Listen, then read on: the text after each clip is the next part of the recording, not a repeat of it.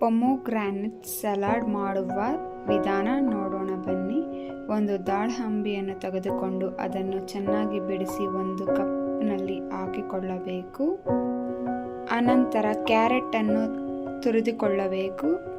ಕೊಬ್ಬರಿಯನ್ನು ಕೂಡ ತುರಿದುಕೊಳ್ಳಬೇಕು. ಅನಂತರ ಮೆಣಸಿನಕಾಯಿಯನ್ನು ಕೂಡ ಕಟ್ ಮಾಡಿಕೊಳ್ಳಬೇಕು. ಅನಂತರ ಕೊತ್ತಂಬರಿ ಸೊಪ್ಪನ್ನು ಕೂಡ ಕಟ್ ಮಾಡಿಕೊಳ್ಳಬೇಕು.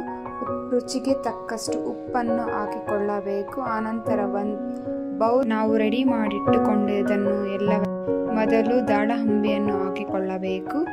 ಅನಂತರ ಕ್ಯಾರೆಟ್ ತುರಿಯನ್ನು ಕೂಡ ಹಾಕಿಕೊಳ್ಳಬೇಕು. ಅವೆರಡನ್ನು ಮಿಕ್ಸ್ ಮಾಡಬೇಕು. ಅನಂತರ ಕೊಬ್ಬರಿ ತುರಿಯನ್ನು ಕೂಡ ಹಾಕಿಕೊಳ್ಳಬೇಕು. ಕೊತ್ತಂಬರಿ ಸೊಪ್ಪನ್ನು ಕೂಡ ಹಾಕಿಕೊಳ್ಳಬೇಕು. ಅನಂತರ ರುಚಿಗೆ ತಕ್ಕಷ್ಟು ಉಪ್ಪನ್ನು ಕೂಡ ಹಾಕಿಕೊಳ್ಳಬೇಕು.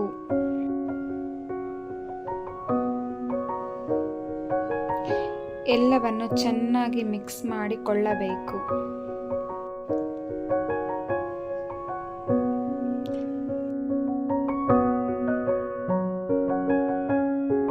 ಚಿಕ್ಕದಾಗಿ ಕಟ್ ಮಾಡಿಟ್ಟುಕೊಂಡಿರುವ ಮೆಣಸಿನಕಾಯಿ ತುರಿಯನ್ನು ಹಾಕಬೇಕು.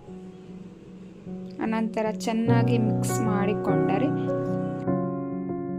ಪೊಮೊಗ್ರಾನೆಟ್ ಸಲಾಡ್ ತಯಾರಾಗುತ್ತದೆ.